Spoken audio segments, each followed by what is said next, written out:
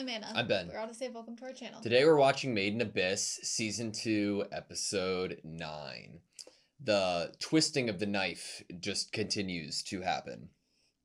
That being said, I feel like we're going to have a different, atmosphere this episode. I think that rather than focusing on talking about what led us here, I think we're going to take our steps into what's going to come of here. Whether that is through just Faputa or through Reg's promise to Faputa, That she could or only ask of Reg for.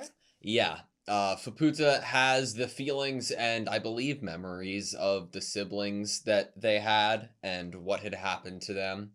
And so do we now. Yeah, We also have those that's memories. fucking sure. I'm scared.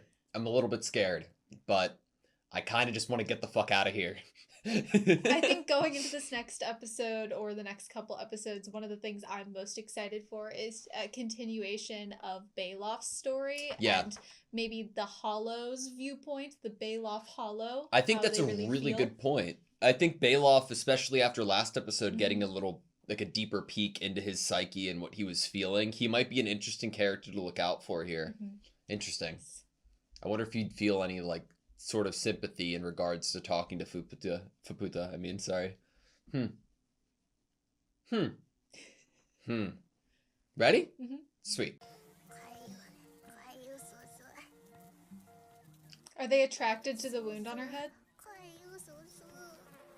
Oh, yum. Okay. Cool. Edge part.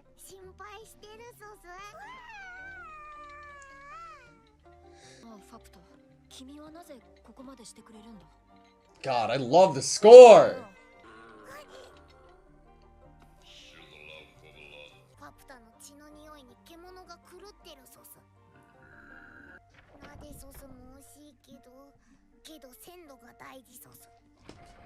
Freshness of what she just ripped off. Yeah, I believe so. The sound when people go in and out of that. Oh, shit. Oh my god. Those eyes.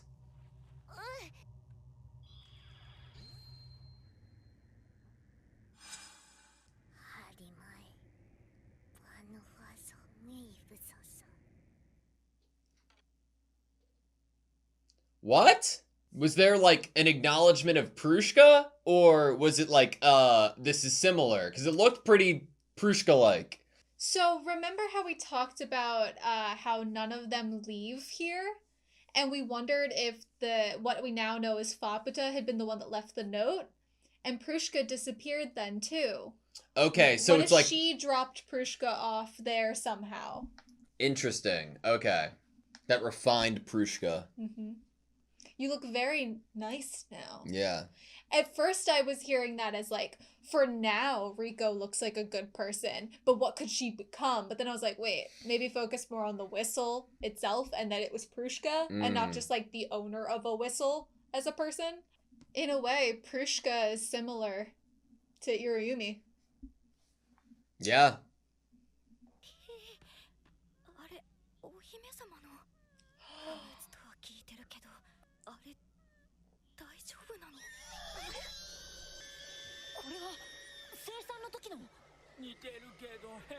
Similar but strange. Is it because Voiko's not there? Or is it because it's Faputa? Yeah.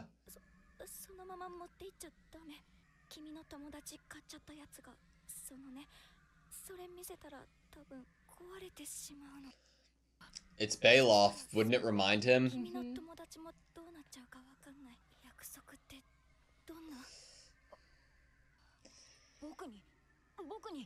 Voiko would understand, but other people are listening. Okay. To get inside. Part of her's inside now. 書き換えできる言ってたそうす。ハク探す行くから使えないって。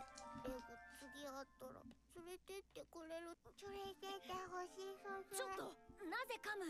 It's a love bite. 書き換えならハプタ通れない法則なんとかできる。 Okay. 奈落のルールを書き換えるほどの力。 Mm. ナナチ言ってた。 So could you like blow a hole through it? ファプタ曰く以前の僕がこれなら壁 Okay. を開けられると。驚いたな。君は王子様だったんだね。本当にお姫様のかけらをもらってくるなんて。 Look at Vueko. あるはずのない価値に村も混乱してるみたいだね。それ似合ってるよブエコ。ようやく出てきてくれたんだね。嬉しいよ。お姫様のことこの子たちにはもう伝えたのかい？話したよ。自分本位のお話だけどね。僕のこと嫌いになっちゃったかい？あなたのことはよくわからないけど、私この村は好きよ。ワズキャンさん、この先に進んだら決して戻れないって分かっててもここまで潜ってきた。そうだね。僕らはそういう旅をしていたからね。 Mhm. ああ、なるほど。そういう意味か。黎明教に聞いたよ。知ってるよね。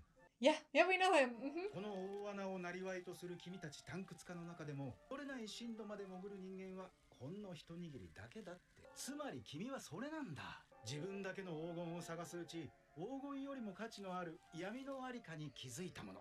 That's a great line. 場所を探求の先にしか持てず、進むことしか選べなかったもの。 当てて見つけた価値も山ほどあるけどよ。大穴に挑んだ日々はそれこそ果たせねえ憧れだ。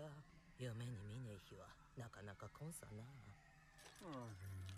So they still dream of どうしてなの？ exploring? It's more like they look back at their time doing it. あなたのことよくわからないって言っちゃったけど、行き場を失った人たちの故郷を作ることのはずがないと思うんです。あなたが目指した黄金鏡がアビスにあるとしたら、深海6層はまだ入り口。 Still just the entrance. 途方もない探求を価値に持つあなたが入り口で終わりを選ぶはずがない。 That's very true. どうして冒険を諦めたふりをしている？ Whoa. Pretending. 驚いたな。村ができて約150年。気づいてくれたのは君が初めてだ。 150 years. 僕も例外なくこの村から出られないし。リコどうしたさ。 Did they leave if the hole was blown open by Reg? 私に欲望の洋蘭の力を使わせて、この村の人たちをもう一度冒険に出られるようにするつもり？君はどうしてその考えにたどり着いたのかな？ Yeah, how? それにあなたはやるだけやる人だって。もう一度アビスに挑める。そういう夢はアホほど見たけどよ。誰に背負わせるもんでもねえんじゃない。麦ちゃん、そんなんじゃないさ。選ぶのは僕じゃない。この子たちだ。選べるのは挑む者たちだけなんだ。 So they want to leave, and Faputa wants the village destroyed. さあ、リコ、レグ、君たちは何を選ぶ？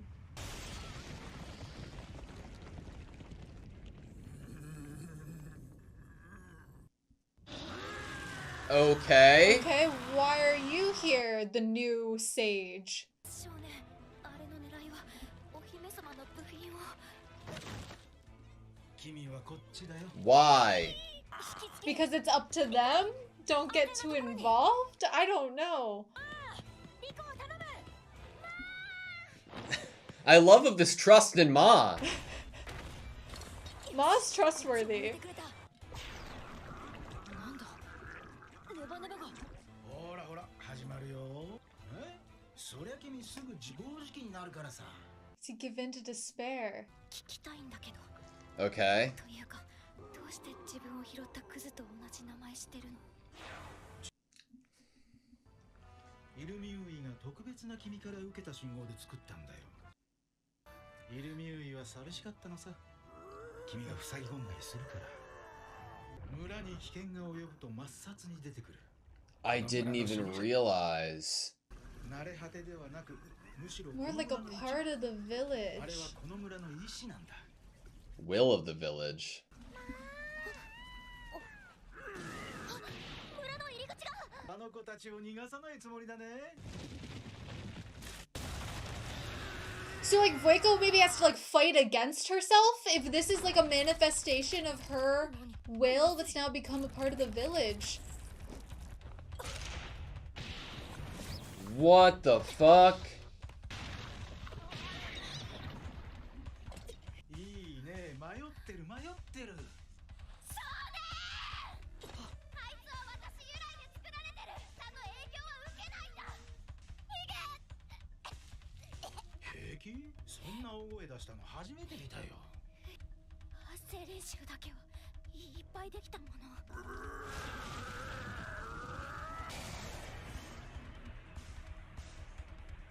薄膜。 It's almost like the curse itself. これはまずいぞ。リコ。 Oh, Ma's trying. お構いなしか。 all of Iramui's children. Oh shit. それがないと。なんだ違う。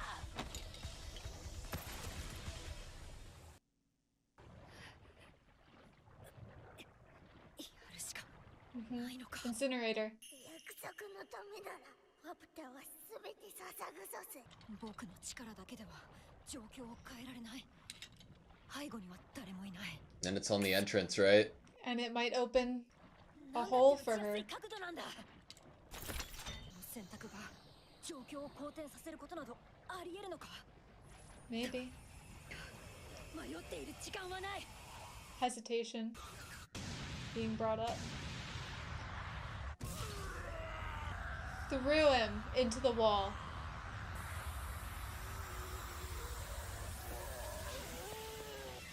I'm so nervous.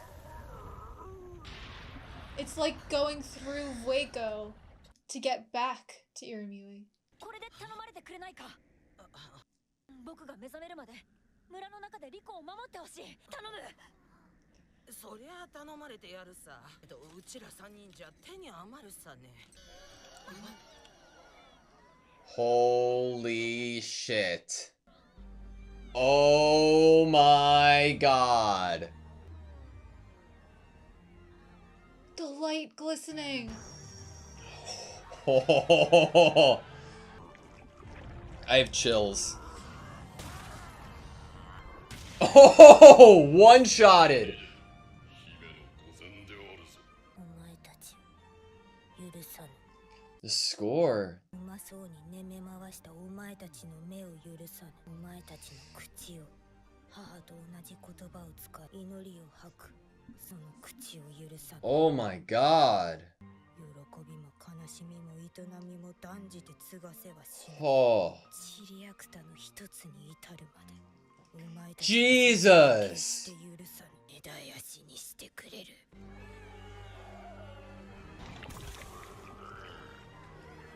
よく母を支えた。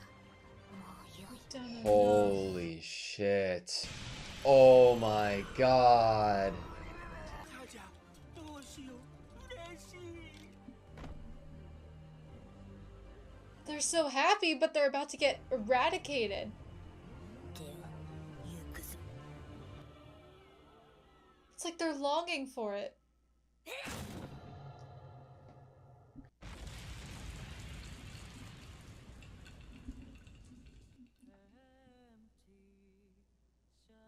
ミラはそいつについてって探しに行くんだ。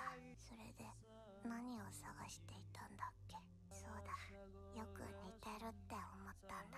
オイラたちと全然似てないのに。そんでな、二人はそんでようやく見つけるんだ。宝 Their 物。 treasure. ずっと見つめていたかったんだ。目でも夢でもいいから。ナナチ、来たのだ。ここから先は夢ではな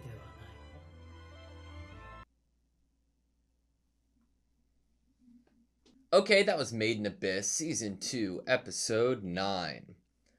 Whoa. I have two standout, like, subjective things that I absolutely adored this episode. The first one is, I think, the most obvious, and that was just, like, the atmosphere and energy around Faputa arriving at the village after Reg blew the hole through the wall. Like it was so, it reminded me of a couple things that I've seen in like peak anime moments of just like, oh shit, all of the air has been drawn out of the room, and this embodiment of motive and distaste and despair and just a one focused like goal has entered the room, and no matter what you try to do to stop it, its resolve alone will demolish you. And true to this story, or this current story that we're in, with this golden city, with this village, with how it came to be based on people blinded by their own self-preservation, their own desire for their goals to persevere over others, that now, because they've been turned into these creatures, these hollows that are absent of really anything other than just truly wanting and desiring. Yeah. That they are in awe over Faputa's entrance here. And even though Faputa's made a declaration pretty clear of what she plans to do to them, they are still reaching toward her. They're still desiring a piece of her and a part of her and to look at her.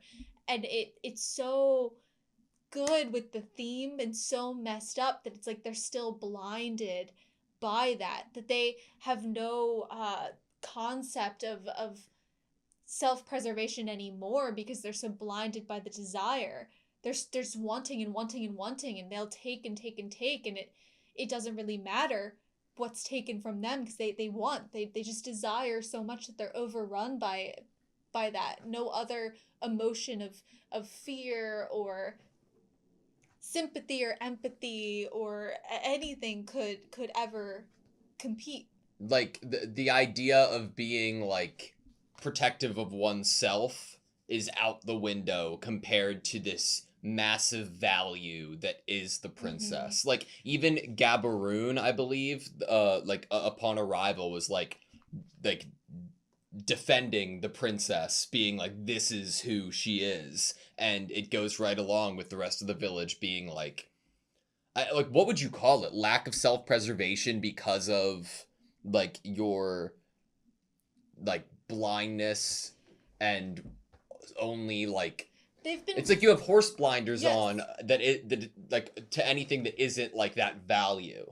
They've been resorted to this mockery of what someone would equate to like a child innocence. They've been resorted to this true innate part of them that just wants and desires, and that's completely blinded from all other things. And I think that is really cool to put in the picture with how they view children and how children are a part of this narrative, because being so a wanting and not understanding of consequences and a more simplified version of yourself is somewhat like making a slight nod to this very twisted version of talking about something that is innocent like a child. Yeah. But it's grotesque in this way, and it's gross in this way.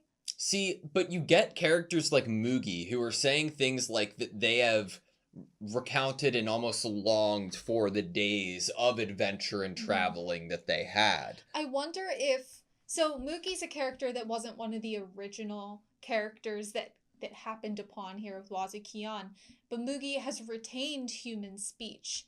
And we get Riko saying to Wazukion that she doesn't think that his wish is what it was previously thought to be. Yeah. And so what that creates for me is this questioning of, the simpler you are in this hollow form, is that your desire was so simple that you have now been resorted to that in your form, that you lose your ability to talk, you lose... Well, okay, so who does the wish come from, right? The ideal of who the wish comes from is somebody who's pure as if like a child. That's the dialogue that we got. And by feeding Iramui's children to people, if that is somehow the first step into passing on this wish that once they pass through this layer, they turn into this embodiment of desire, that could explain the simplicity of it, as opposed to Wazukiang, who, in using the wish-granting orb himself as an adult, it could have been more twisted. But Mugi. Yeah, that's true. Mugi is a character that has come later that is clearly an adventurer of But- the abyss from probably Riko or her mom's contemporary. Probably her mom's contemporary. And Mugi still desires the life, she even says the word unfulfilled, that it is slightly unfulfilling to be trapped here. That there was still, adventuring is still such a big, part of her. My days of challenging the Great Pit harken back to an unfulfillable longing. So if you're here, the whole point of this place was to make it so you were completely fulfilled. So my point was that because you were saying that it seemed like the original people had a more simplistic. What I was trying that wasn't what I said. You said, well, okay, so Mugi not having that, and Mugi being a person later arriving to the village and Yes. being able to talk about this unfulfillable longing, right? As opposed to other villagers who are more focused on the value of things, Yeah. right? That had nothing to do with like Wazukian's group or Mugi. That was Okay. just some of the villagers come here and they're resorted to this much simpler form and others are not. Okay, And so I was drawing a parallel between Mugi and Wazukian. Gotcha. So you don't think that it has any like determining factor on when they were present in the village's creation? You think At the that it moment, has I'm not something to thinking do with so. their I disposition in think it's coming something in? about them. So would you then say that anybody who walks into Iramui would then have their own wish granted, and it's not like an umbrella kind of thing? They're given residence here. They're given something in order to they're given some possible satisfactory, fulfilling desire of theirs that the village is able to grant in order to have them be happy here for eternity. They're Mhm. given something. And there are certain characters that seem to have retained more of their humanity than others. Which, if we talk about Nanachi, or we talk about Kaja, Mogi, Wazukian, even maybe Bailoff, there is more there than what they've already been given that they are still possibly thinking about or desiring for. Okay. In comparison to some of the other hollows that we've seen, there were some that just wanted to be stepped on by creatures, and there's all those ones that are just longing and looking at the princess like, oh my gosh, like that embodiment of value.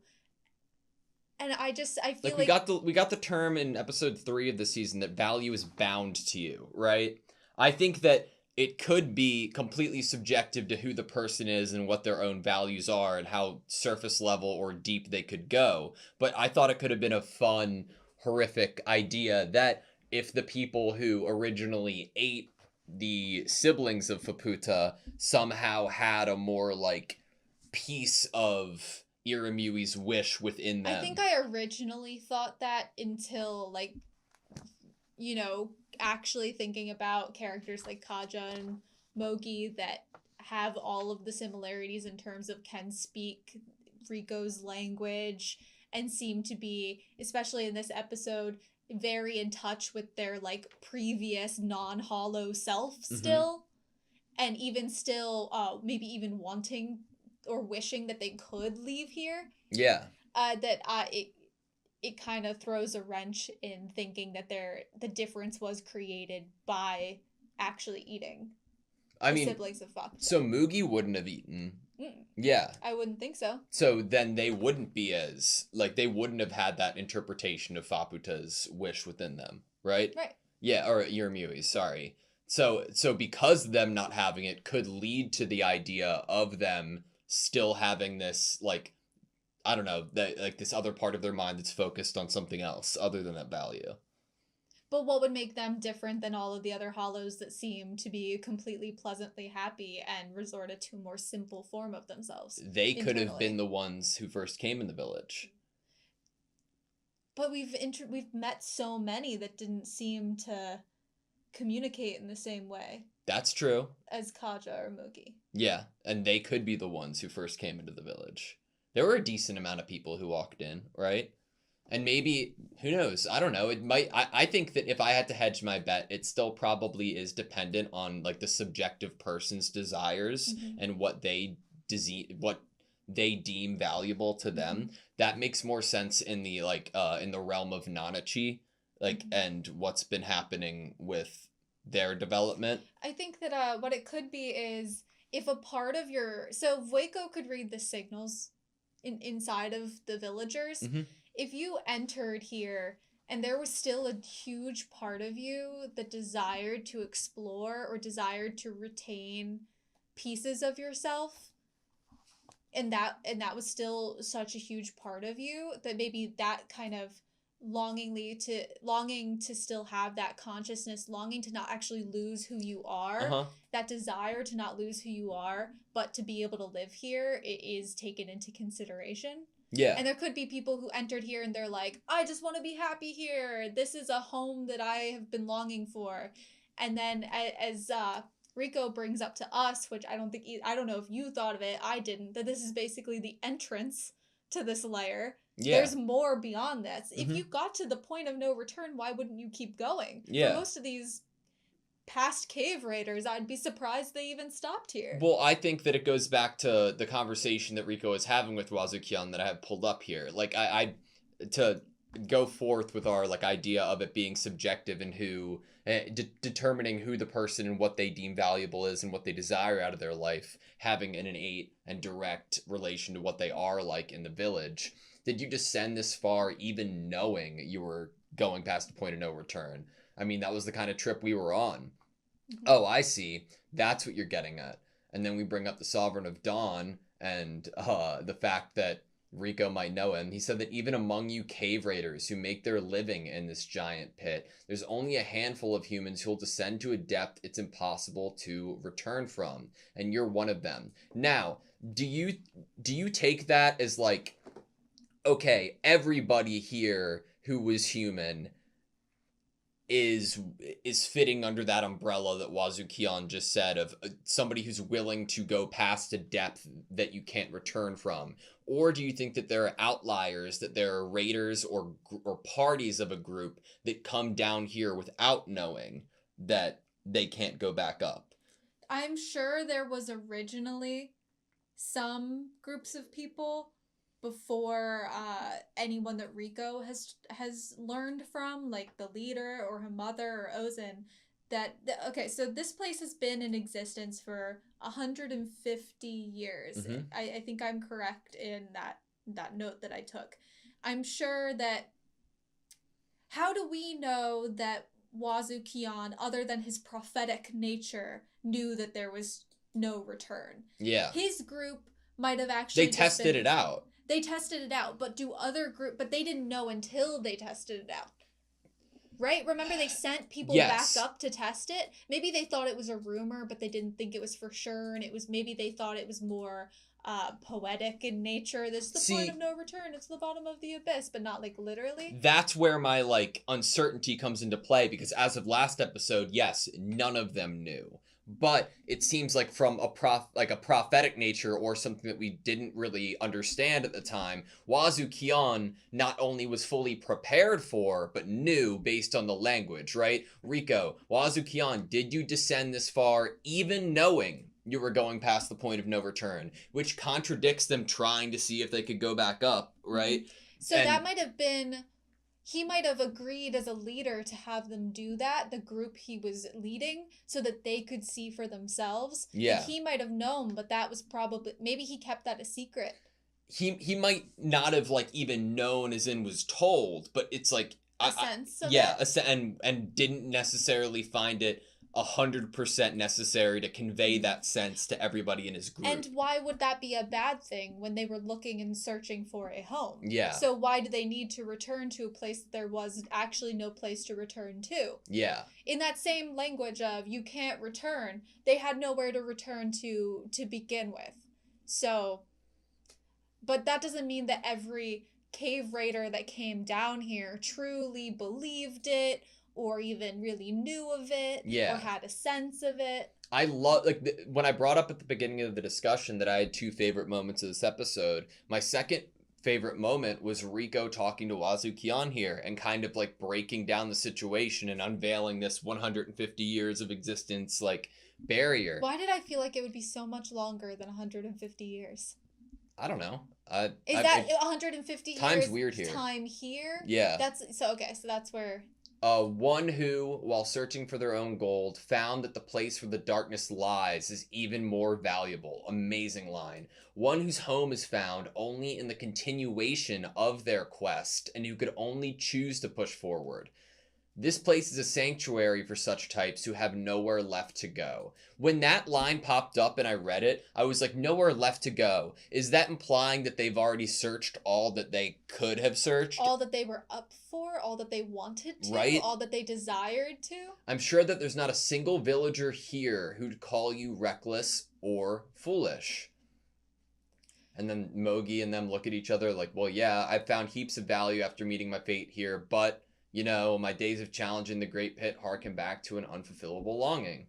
There's hardly a day I don't dream of it. It's almost like, you know, like intrinsic and extrinsic happiness, like things that, sure, like can give you a happiness or a feeling of such positivity on your first reaction to it that could never be met by something more, you know, intrinsic in nature that sure you might not elicit this grandiose of a response to, but over time it would steadily bring you happiness rather than a fleeting case. So would you consider that like settling?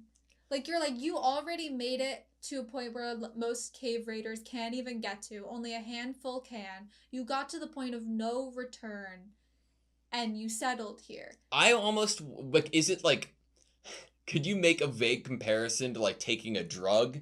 Like, it's like you're like almost like just getting this like, okay, like pleasure, happiness, desire, this is what I want, and like just redoing it and refilling that and like re-executing that rather than like going for something that's deeper than that and maybe harder to come across and find. Did they find something here that satiated them at least enough to like, in the same way that Bailoff has Mitty to like be a food source for him? Yeah. Were they like slowly kind of getting fed here? Like they were getting that scratch itched a little bit, you know, they were getting an itch scratched rather. Yeah. Actually.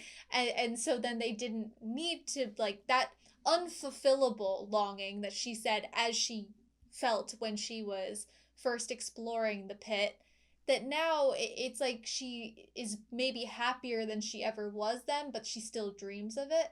Yeah. She maybe feels more fulfilled than she did then.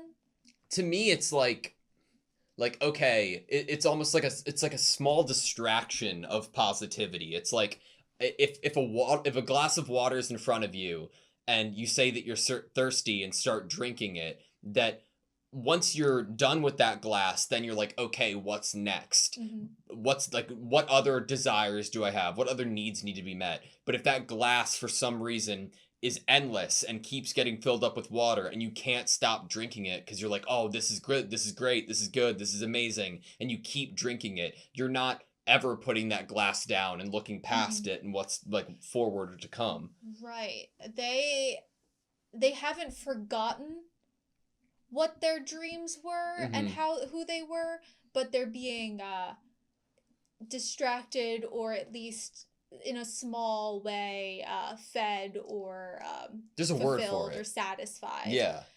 So in a way they are settling. I think that's safe to say, because if you aren't settling, then you are discarding any amount of like, I need to feel good about this, and your main focus is to do what you want to do. Yeah. No thinking about the consequences there, or even your happiness or your safety. But it's like, it's not, if you're down in the abyss, they said it themselves this episode, inside the city is way safer than it is in the Abyss itself. So it's like I wouldn't put any sort of blame on people who Right. take this kind of out. So they can't. How many of them entered here fully understanding that they couldn't leave both the village and this layer? Yeah. But also like, there's. I'm trying to think of what fairy tale it is, but this fairy tale idea that if you eat the food from somewhere, you can't go back, and then you just keep eating and you keep eating, and that's kind of what this reminds me of, is that they ate the food here and now they have to stay, and they might be thinking back about other things, but the food's in front of them, like what you were saying with the glass of water. Yeah, I mean, like I don't know fairy tales or like any like cliche like stuff. The only Hansel thing and I can Gretel, think Alice of in is like Wonderland? biblical, like after eating the apple, right? But that's not a continuous like consumption. Granted, it is once you took a bite, you never go back, right? Yeah. But Which we do have this idea of, like, from Ozen about the spirituality of the abyss. yeah, but this is my favorite. This is like beginning my favorite lines of dialogue from Riko to Wazukion. I said I don't really know you, but there is one thing I know.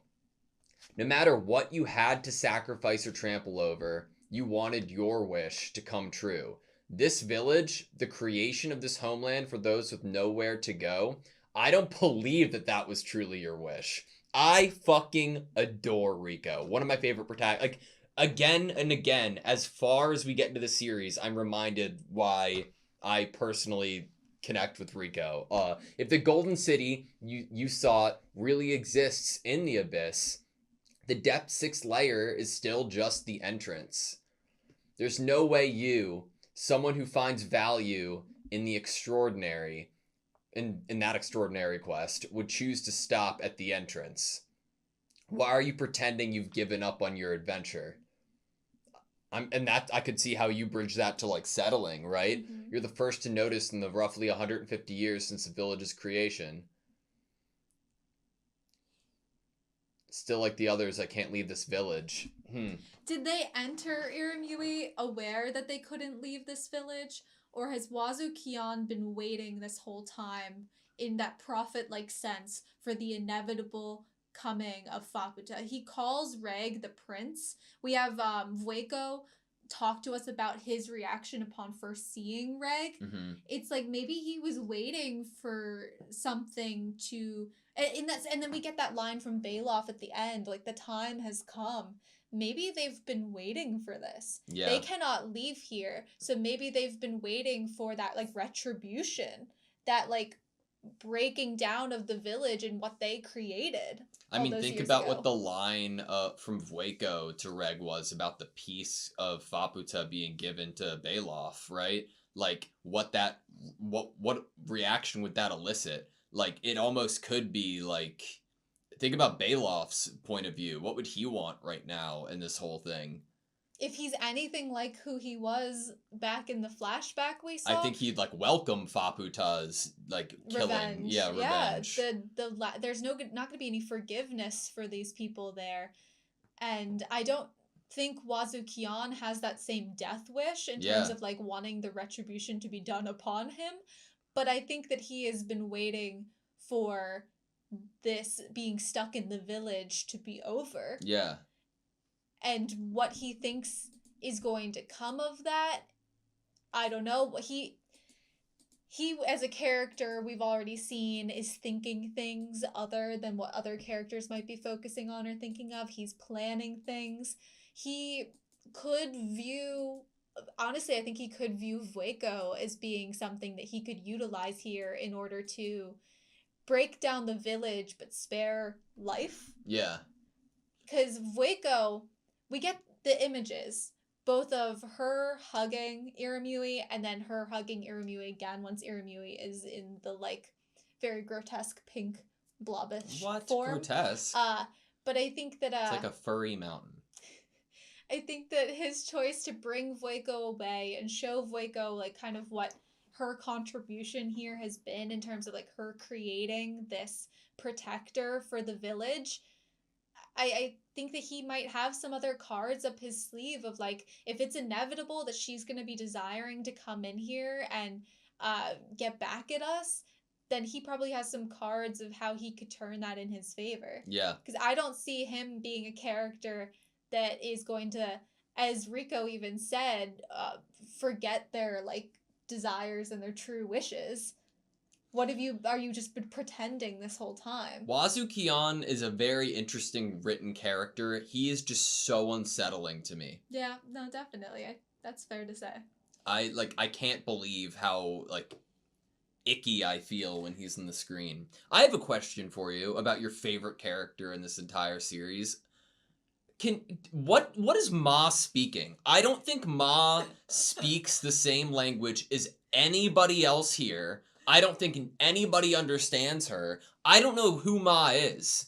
Like, what is, like, it doesn't seem like Ma communicates on any of the same, like, intelligence or ways of communication as any single other creature here.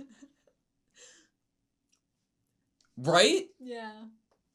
But it like, is able to comprehend Reg's, like, protect Rico, and it's just like, Ma! I don't get it. Oh, I never thought that I would love Ma so much when we first... I cried for Ma. I like Ma. I just have a lot of questions for Ma. Ma reminds me of Mitty. Mitty can't truly communicate in the form that Mitty's in. A lot of these other hollows, even if they can't speak or understand or still remember like the human speech, they are able to speak their own language. I don't think Ma was even transformed in here. Ma's always looked... Ma wasn't a human ever. Ma's always been this.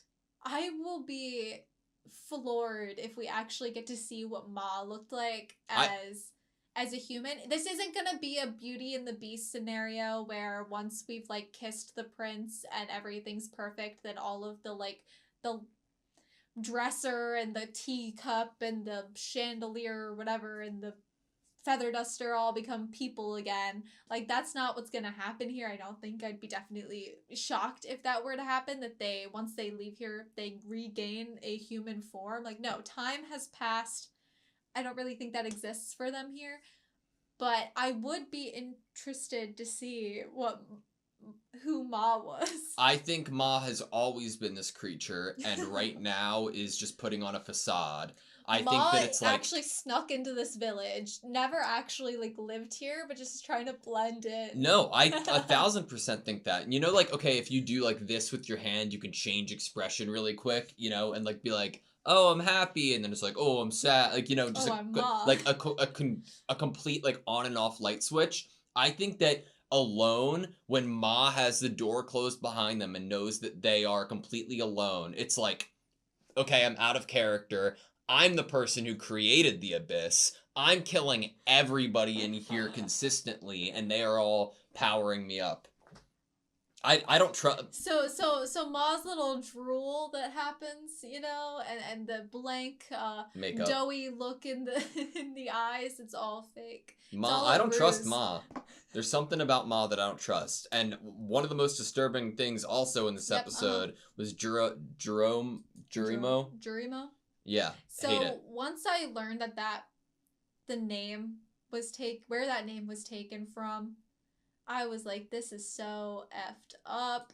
But like also effed up in the understanding place, in terms of like Waco subconsciously creating this thing as protector that was quote unquote special to her. Like, I think if you get on like an emotional, or like even like if there was a therapist in the room right now, I think that unfortunately in a horrible way we can understand how this came to be, or why it is explained in this way. I think it unfortunately was a horrifically significant part of Waco's life, and because of that you can't erase that fucking disgusting fucking dude. And that is what brought about whatever the fuck this is, and I hate it. But like utilizing that to protect the village, it's like you're taking something that hurt you and you're turning it back and using it as a sword in order to protect yourself here and protect the the other people that live here because you can read their signals. Very, very interesting. But I did think one thing to leave on is Wazukion saying to her, "You're not gonna let them leave, are you?" Yeah. Like bringing it up like it's Vueko's fault Mm-hmm. that they're not going to be able to escape here. I didn't realize how fucking cool Faputa was. Like, I got some really Didn't? weird vibes from Faputa at first, like with that interaction with Reg and There was a the few other interaction with interactions. Reg, the and other then the other interaction. Oh, interaction yep, with Reg. that other one. But seeing Faputa like silhouetted here with like white eyes, I was like, holy shit. I need to read these off just because they're so fucking amazing. My siblings and Faputa, you glared at us with hungry eyes. Faputa will not forgive those eyes. Your mouths speak in the same tongue as my mother did and spit out prayers. Faputa will not forgive those mouths. Faputa will not forgive your forms. You continually desecrated my mother to selfishly save your own skins. Faputa will not forgive your lives, which you have continued to live for so long. Faputa will not forgive your intentions, your joy, your sorrow, your activities. Faputa will not let any of them continue. Faputa will never forgive your existence until you turn to worthless dust. That was so fucking cool. I think it opens up this more thought in terms of like Iramui creating or being used to create this village of sorts, and the entering what she had created did to these hollows. It's like what I really love about it is it's like, yeah, I'm giving you what you desire because you're this like this unhuman, lacking empathy, lacking heart. So now you're gonna be you want what you desire? Okay, become it in like the simplest form. Yeah, it's yeah. almost like a power move. Like you're resorting these people into what you truly see them as, even.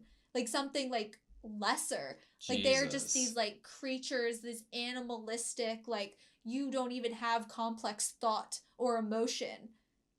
It's almost like a diss. Like, yeah, I'll give you what you want. Like It's like your borrowed time is up.